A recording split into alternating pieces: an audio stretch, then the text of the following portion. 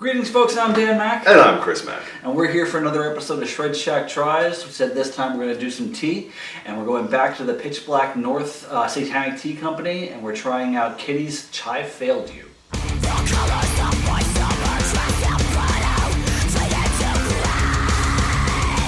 So, the Chai Failed You tea contains black tea, turmeric, ginger, cardamom, cinnamon, anise, I'm assuming that's how it's pronounced, clove, and peppercorn. It tells you how to steep it, but I just did this. Can I see? Yeah, I don't know, smell it. Yeah. So, it smells good, of course. So. Oh yeah. Yeah. I can definitely smell like the cloves and the anise. That's like stuff that I think the anise is that star-shaped spice that people throw in like mulled wine or spiced ciders. Mm-hmm. So I can definitely get the smell of that and definitely the cloves too. Our resident tea expert is out of town today, so we are on our own on this one. May contain mustard. I'm done. Throw it away. Let's assume that it's been brewed long enough. Dan's Achilles heel: mustard and pickles. Mustard, pickles, and raw tomatoes. That's hilarious. I always found that funny. And as per usual, we have our Shred Shack mug, which is still available on Zazzle. Or you can go pick up pitchblacknorth.com, the Drink Tea and Worship Satan mug. Alright. Oh, it smells good. I need to let it cool off a little bit, but that tastes very good so far. Let me defog my glasses. And it's really funny that I think we're doing this because I'm going to look it up right now. I want to say that just recently, I think Metal Sucks did an article where they ranked the Satanic Tea Company's teas from like worst to best. Man, that's bullshit.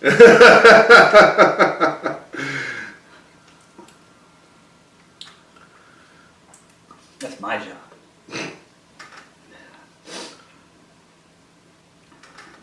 Okay, yeah, it needs to cool. Yeah, there you go. Satanic Tea Company ranked their teas by how satanic they are. Oh, satanic they are. That's great. By the way, I don't trust what Metal Sucks has to say. So. I like this one because it seems like it's like a. You see how like dark it is? I'm not used to a dark tea. I've been drinking a lot of more green teas recently. Cold brewed though, so this is the first hot tea I've had in a while. And all those flavors that they're talking about, you can definitely get a taste of everything in here. And I think like what would make this tea perfect would be a little bit of lemon, just a touch. Would be fucking sweet. I'm not sure necessarily what turmeric tastes like, but I feel like I can taste ginger for sure. Turmeric is very overwhelming in quantities because I put that stuff in my protein shakes. It's good for inflammation for your joints and stuff like that. So we have a powder that we create at home that has turmeric, ginger, cinnamon, black pepper, and stuff like that in it, and it's very overpowering. So the amount that they have in this is probably very limited. Yeah, I feel like I wouldn't necessarily say it's limited, but it is there. Is the taste of the cinnamon. Yes, yeah. I feel like with cinnamon, like almost in most things, when it's like one of the only spices in something, it is overpowering. Oh yeah, for sure. When it's in a mix, it kind of takes a back seat, and in this, it's kind of like one of those. It's one of those things. It's like, there it is. So, and I think what I like about this is that they have cloves in it, and cloves typically are very also overpowering when they're in something too. But this is not the case in this one. It's very subtle, very subtle. This is actually incredibly enjoyable, to tell you the truth. I love this tea. This is really good. And since it's Kittie's brand, I have to really catch up on their later material, because I know when I heard some of their later stuff from the I Failed You album, I was very impressed compared to the sound that they originally had when they released Spit. I think we had recently talked about that because I listened to I Failed You in like the last 2 or 3 months, and yes, you are absolutely correct. Their songwriting and their sound definitely matured over the course of those 10 years. I think that I Failed You came out like 10 years ago, so right? Yeah, it did. But also, like, even just going from Spit to Spit to Oracle, they had it was another case where bands that came out around that time, that new metal sound, when they went to release their second album, they kind of all went a separate way and developed their sound a little bit more. Yeah, I always felt that like a lot of those bands at that time always, at least their first album was like locked into a sound, and then once they got a little bit of backing from like a record company, they were able to do what they actually wanted to do. Yeah. Like that's how I felt about like Avenged Sevenfold, going from fucking Waking the Fallen to City of Evil was a complete change around, not just because of his vocal sound, but because of like the musical style as a whole. And I felt like they got their foot in the door by following a certain style, and then were able to do what they really wanted to do after that. Yeah. And with them recently reuniting, I believe for the what was it called? The When We Were Young festival or something like that. With them reuniting, maybe they'll release some new music, which would be awesome. Yeah, for sure. But the tea is good enough on its own for now. So yeah. Yeah, I'm very much enjoying this.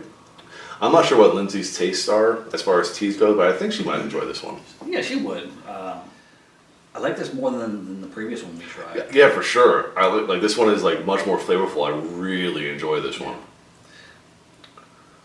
Now, would I add things to it? Because typically you think, like, okay, with tea or with coffee, you add creamer, you add sweetener, you add this, then the other thing.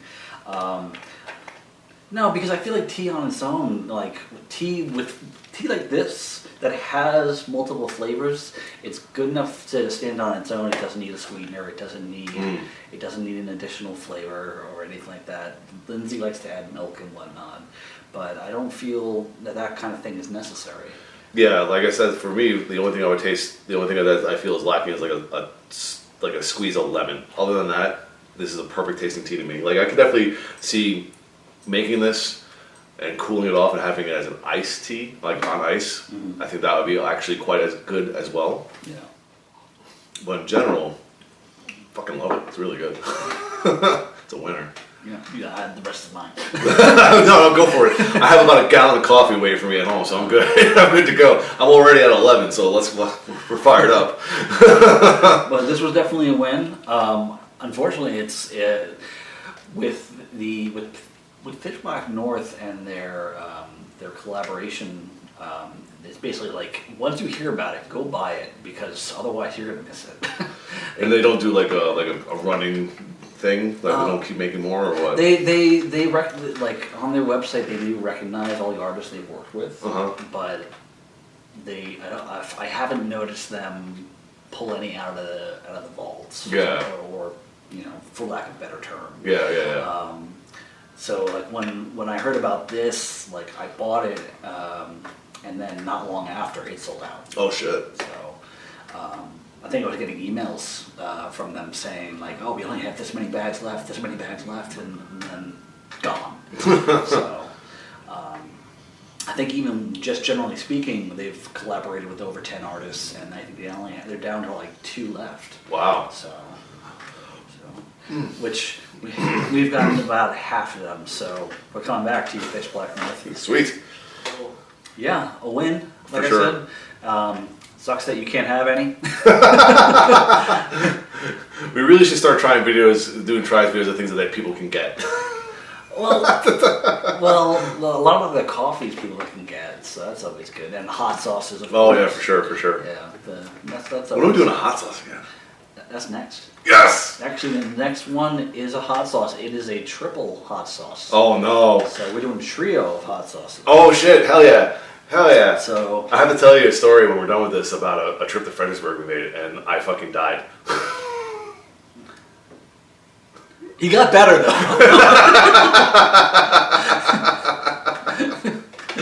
think I'll go for a walk now. So until next time, I'm Dan Mack. And I'm getting better.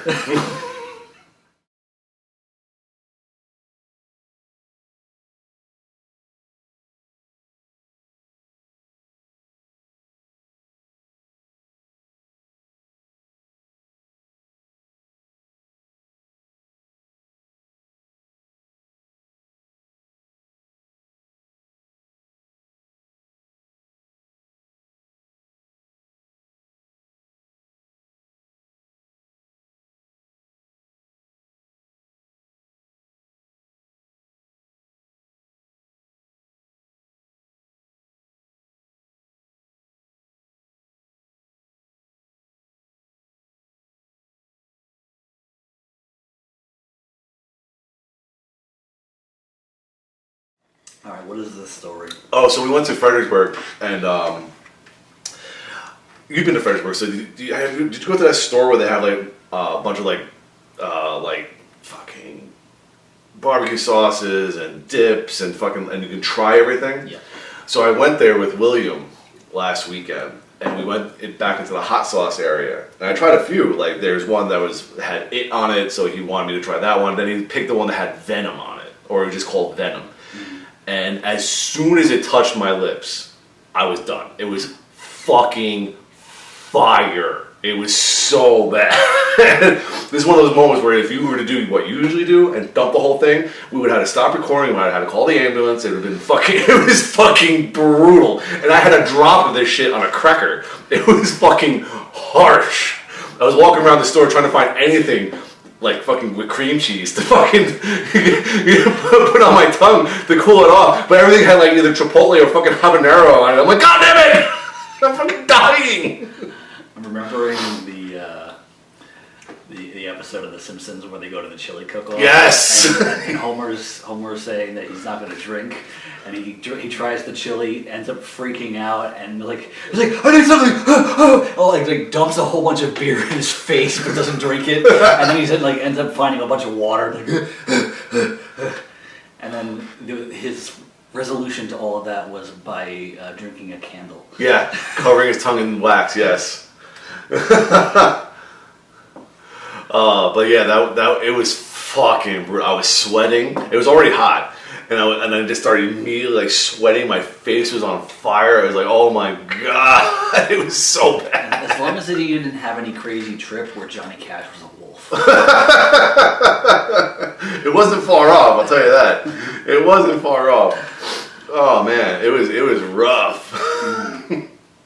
Beat me up, fucking bad. That is good. Well, he was just sitting there laughing. He doesn't try anything. He just makes me try things.